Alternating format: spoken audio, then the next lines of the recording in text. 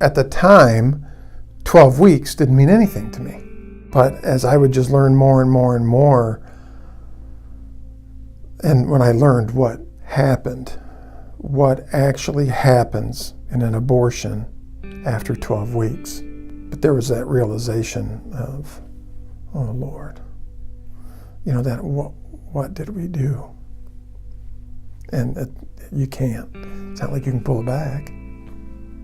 It's done. And so then living with that.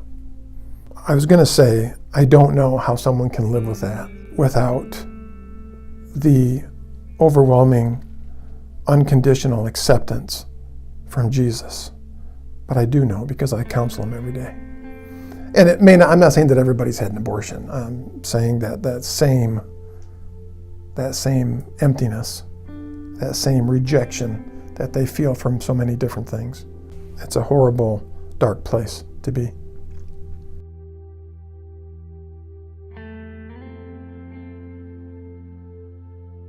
And even though I forgave him early on in the relationship, when we were pregnant together, in the back of my mind, I thought this isn't his first child.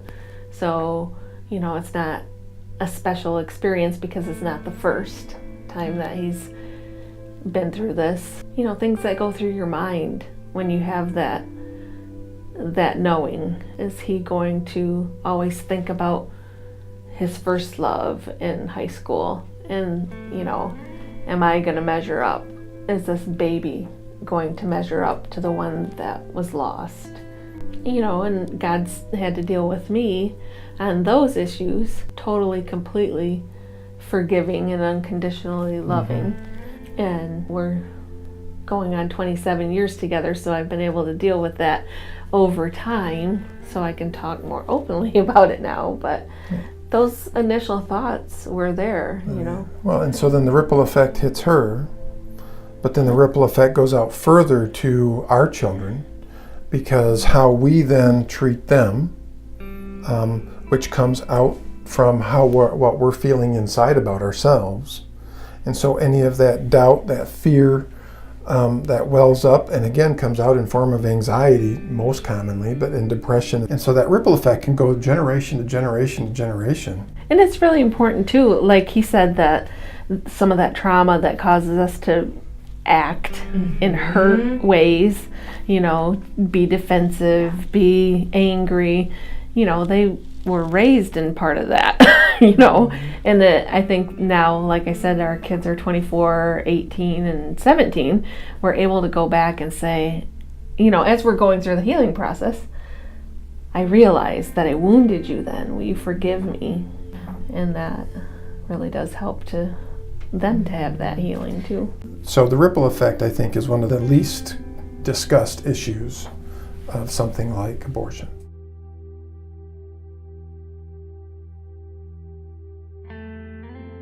The only thing that stops the ripple effect is some sort of barrier. There's got to be some kind of barrier that it hits upon and sends it back. And so that barrier, that boundary, which so many times there's this emptiness inside of us, that the ripple effect just keeps going and going and going and going. But if there's a boundary in there, it's going to stop the ripple effect. It's not going to continue on to touch and impact other people's lives. And I believe with all my heart that the only barrier that's effective in stopping that is Christ. Because the other barriers are temporary. This is a permanent structure that is going to stay there. It's not made out of mud. It's not made out of anything that's going to erode over time. It's going to stay there, and it's going to stop the ripple effect.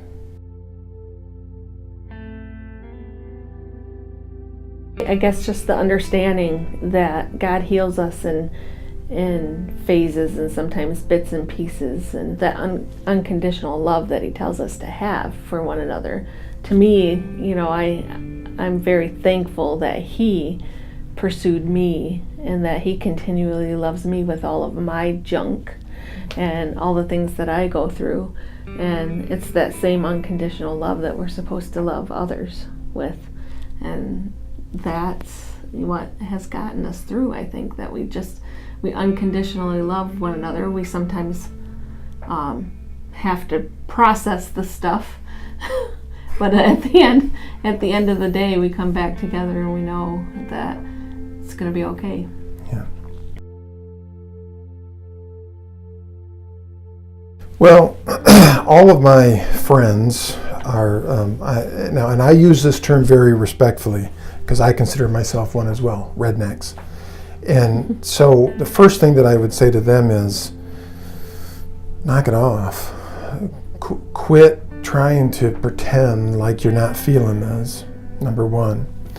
And it's okay. It's okay to feel it. All these things that you've been trying are not working.